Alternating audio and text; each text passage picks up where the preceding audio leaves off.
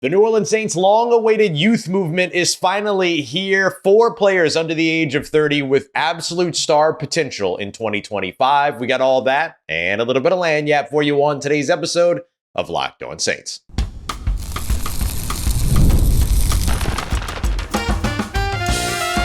You are Locked On Saints, your daily New Orleans Saints podcast.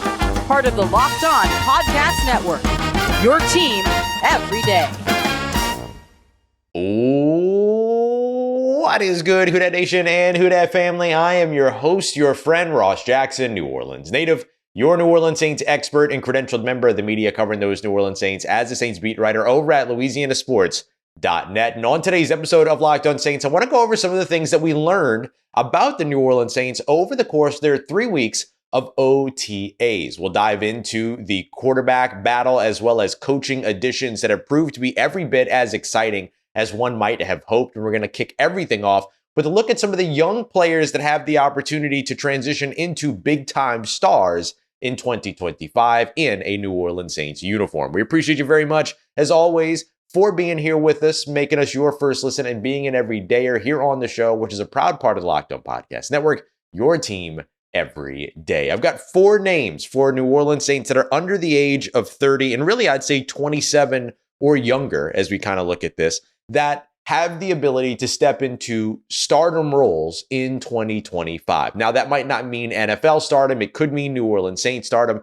But these are some of the most important names and some of the most important positions that have the opportunity to become or take their next steps in 2025. Now, I'm going to save quarterbacks for this conversation because quarterbacks are kind of inherently built into it. We'll get to that here in a little bit. I'm going to focus on some non-quarterbacks for a moment. Chris Olave, who turns 25 years old in June, leads off our list, but I'm going to accompany him with fellow wide receiver Rashid Shaheed, who turns 27 in August. This tandem of wide receivers is clearly being given the reins to be the focus of the New Orleans Saints offensive passing game in 2025. Chris Olave is going to be the number 1 option in the passing game. There's absolutely no doubt about that. And yes, he dealt with concussions. He dealt with injuries over the course of his career here so far, but the New Orleans Saints and Chris Olave are ready to give it another run here in 2025. They picked up his 5th-year option for 2026 as well. But this 2025 year is still a very important year for him to potentially earn that early extension before that 5th-year option kicks in. The Saints have bought themselves some time to make that decision, however, along with Rashid Shaheed, who is in a contract year this year and could use a big year because this will be his first time going into unrestricted free agency. He's been an exclusive rights free agent. He's been a restricted free agent. And so not really an opportunity to really go anywhere or talk to anybody else because the Saints wisely continue to pick up his tender. Now, as he turns 27 going into August and enters this contract year, he has a big opportunity ahead of him. So if the Saints don't get him extended this offseason, which we know the Saints are always good to extend some player at some point during the offseason, 1 year early, we saw it with Pete Werner last year. We've seen it with Demario Davis, Cam Jordan. We've seen it with Carl Granderson, in the middle of the season. We've seen it with Marshawn Lattimore after a week 1 game. Like, we've seen this all over the place for New Orleans. Rashid Shaheed, definitely a candidate to potentially get that kind of opportunity. But here in 2025, he has a real chance to grow into a star, much like Chris Olave. And Rashid Shaheed does all the things that can make you a star. He's a downfield threat. He is a part of the NFL's best product, which is the deep ball, all those other things over on the offensive side. He's going to be working with a pair of quarterbacks that can get the ball downfield in a hurry, whoever it is that gets to start between Spencer Rattler and Tyler Shough. He's building chemistry just like Chris Olave is with both of those receivers. So while Chris Olave becomes the kind of every down player on that passing game, Rashid Shaheed continues to be the take the top off threat that can contribute anywhere on the field as well. So both of those guys walking into that stardom potential in 2025. Will they get there? That remains to be seen, but both have the opportunity. I want to jump over to the defensive side for our other 2 here in edge rusher Chase Young, as well as slot corner Alontae Taylor. I said it in yesterday's episode. I'll say it again. If the New Orleans Saints defense takes a step forward in 2025, it's because of these 2 players, Alontae Taylor as well as Chase Young. Chase Young just got his contract extension, 3 years, $51 million, worth up to 57, playing one of the most important roles on defense as the edge rusher. going to be put in a position in Brandon Staley, new defensive coordinator's defensive system, where he's going to be able to stand up, rush out of those 2-point stances off the edge, and get after the quarterback. Should be able to finish more plays at the quarterback this year as well. So all of those things tied together, Chase Young has the ability to be a top pass rusher in this New Orleans Saints defense. And if he gets to a point to where he gets to what the Saints have not had since Cam Jordan back in, I want to say either early 2020s or 2019, just a few years ago, that was when the Saints last had a 10 plus, a double-digit sack getter on the defensive side of the football. If Chase Young can finally break the drought of that, he ends up walking into some potential star potential as well. And playing at the position that he does as an edge rusher, it means that all eyes are going to be on him from an NFL level as well, kind of like with Chris Olave and Rashid Shaheed, having those position, playing at that position where everyone's watching you. Certainly you have the ability to be able to leap outside of just local stardom or fan base stardom and then move into a little bit of that NFL star realm, which everyone's been waiting for Chase Young, who just now turned 26 in April. Shocking to me how young this guy still is. Alontae Taylor, another one that I want to make sure I bring up here, in December turns 27. Him moving into this new role in Brandon Staley's defense as the star role, which is a player that effectively plays in the slot, but can play outside, can play in the slot, has to play a little bit of linebacker, has to do a little bit of everything. Got to be able to blitz, got to be able to cover, got to be able to fit the runs, all these other pieces. He has an absolute opportunity to step into what I called a defensive MVP type year in 2025 for this team, but that would move him into team stardom as well. A little bit of lanyap for you. I want to name one more player, actually, since I have the time. Let's also discuss Trevor Penning, New Orleans Saints offensive lineman, 26 years old, just turned 26 in May. Happy late birthday, Trevor. And now is moving into that left guard spot, playing guard on the interior, not necessarily going to be the biggest claim to stardom nationally, but everyone here and everybody that's a part of the New Orleans Saints fan base understanding the journey of Trevor Penning, being drafted out of UNI as an early first rounder, coming into New Orleans, dealing with injury his rookie year, struggling at left tackle, moving over to right tackle, finding some progress there, and then being moved into left guard.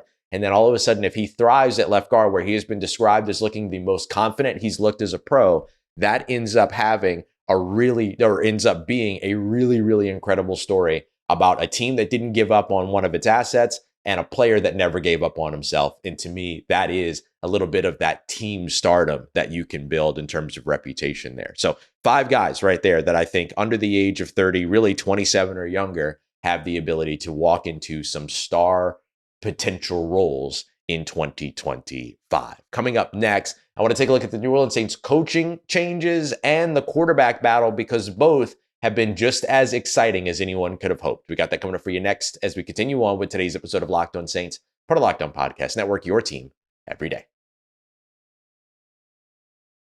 Today's episode of Locked On Saints is brought to you by friends over at FanDuel, America's #1 sportsbook. The NBA Finals are underway, and they are already incredibly exciting. Tyrese Halliburton does it again up against the Oklahoma City Thunder, who were heavily favored at home to open up that first game of the Finals series. If you didn't get in on that action and you're ready to get in on the action over at FanDuel, Oklahoma City now on Sunday night, 11-point favorites hosting the Indiana Pacers. Everybody can put their brooms away for the Pacers, but do expect Oklahoma City to punch back. And right now, if you want to get in on that action, you can do so over at FanDuel. Everything from odds lines and even player props, same game parlays, live betting you can get in on as well. And you can even track player trends and more over at FanDuel.com today. And right now, new customers will get $200 in bonus bets. All you got to do is win your first $5 bet. So an 11-point favorite might be a good way to go when it comes to that heavy favorite for the $5 bet. Go and check them out today. Make every moment more with FanDuel, an official sports betting partner of the NBA.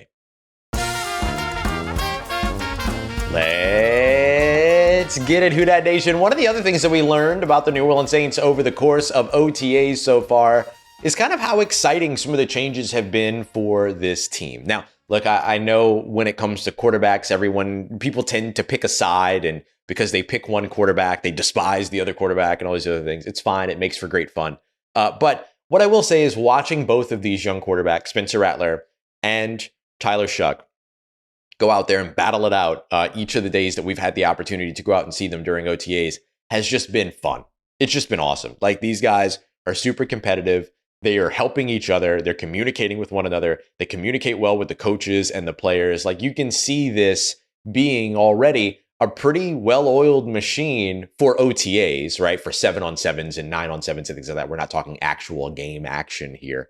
But it looks like a pretty well-oiled machine in terms of what they have going on in their practice with them and how these quarterbacks are conducting and handling themselves. And so everything from chats in the locker room to play on the field to side chats on the field that you kind of overhear and get to see and things like that when you're there covering the team. There's just so much about this that looks like it's going right. Does that mean that the Saints are a playoff team in 2025? No. Does that mean that either one of these quarterbacks becomes a starter for 2026? No. Everything right now is what happens in 2025. And everything for these guys is, what can I do today, right? Like, that's the focus. When they show up again on Tuesday, on the 10th, as mandatory minicamps open up, they're not going to be thinking about, what do I need to prove over the course of the 3 days of minicamp? They're thinking, what do I need to prove today? And that kind of maturity, that kind of mentality, you see in both of these quarterbacks. And look, I'm not trying to leave guys like Jake Haener and Hunter Dekkers out of the conversation. They're just not as firm a part of the conversation as the quarterback battle in terms of what we saw at OTAs, right? Jake Haener was out dealing with injury. Hunter Dekkers threw 4 times in front of media. And Hunter Dekkers does a lot of impressive stuff. I'm telling you, that dude can throw the football. He can spin that football. He's got some things, some qualities, some traits to him that are super exciting.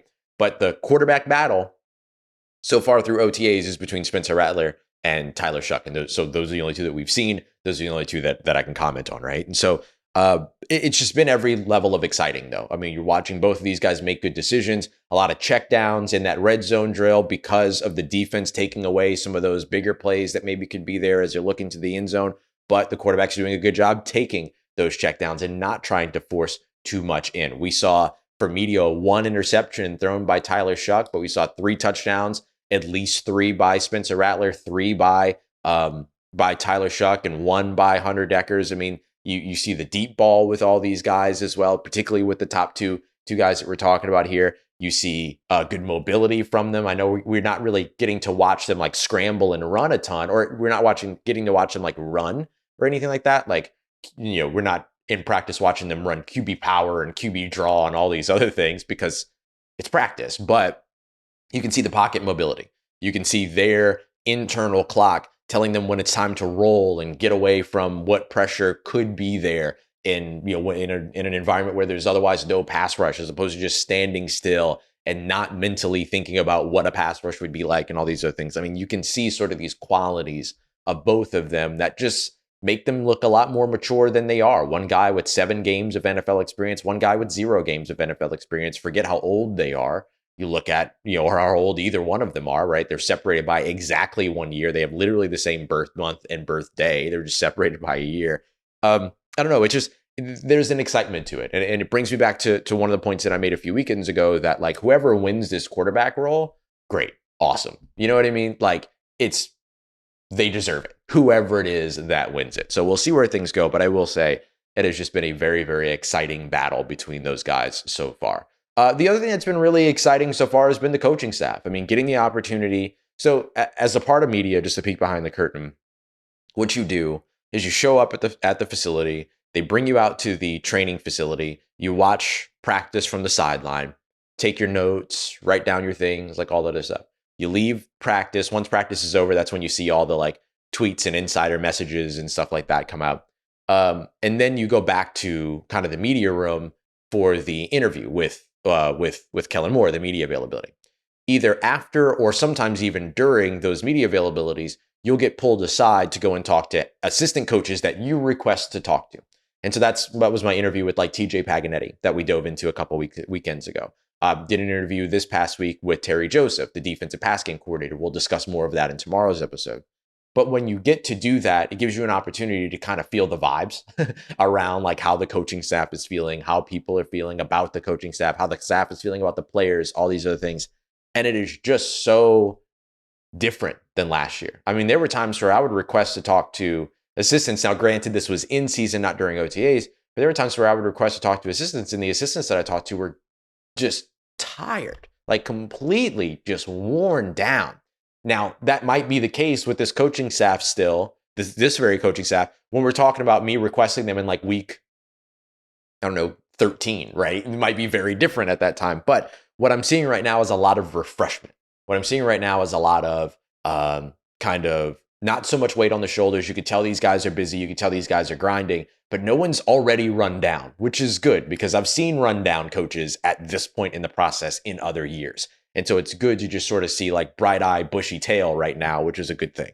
The other thing that I'll mention though is that like beyond just like the general vibe of a coach and the coaching staff, you can see some of the new things on the field that are exciting. You can see some elements of the new scheme from Brandon Staley that we've discussed. You can see the way that Alontae Taylor and Carl Granderson and Chase Young and some of these other players are being put in positions that maximize what it is that they do. On the offensive side, you can see the route combinations that are being run that I'm not going to go into detail about, but things that we've talked about that you will see from any Kellen Moore offense, crossing routes, things like that, right? And so you're seeing some of those things get injected into this offense. You're seeing new drills, new ways that these players are kind of being stimulated from both a physical and mental, side of the game and everything. And so I think that all of those pieces also come together to make the coaching staff adjustments, the coaching staff additions, the coaching staff changes look like they were all the right decision. Now, it's all ultimately going to come down to what happens on the field, what happens when they're playing games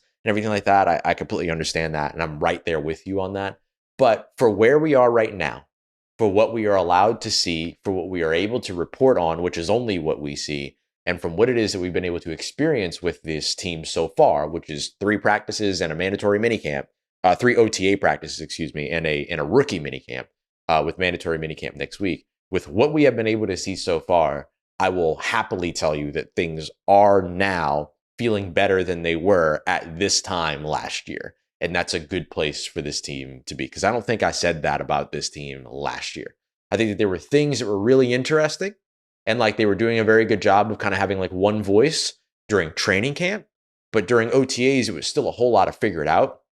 There's a lot that Kellen Moore has done, even from the community events and stuff like that, like the team getting together to go and work out in Holly Grove to help to restore the Trinity Community Center out in that area with 18th Ward, as well as rebuilding together. Like even those little things, like none of that was happening during OTAs last year. Not on a full team scale where, we were present and things were happening like that and stuff. And so from that perspective, like from where we are right now in the calendar versus previous years, I would say that there are things that are very different. And so far, all those things that are very different seem to be positive. We'll have to see what the results are later. Coming up in tomorrow's episode, I told you about my awesome conversation with Terry Joseph, who, of course, very familiar with the city of New Orleans.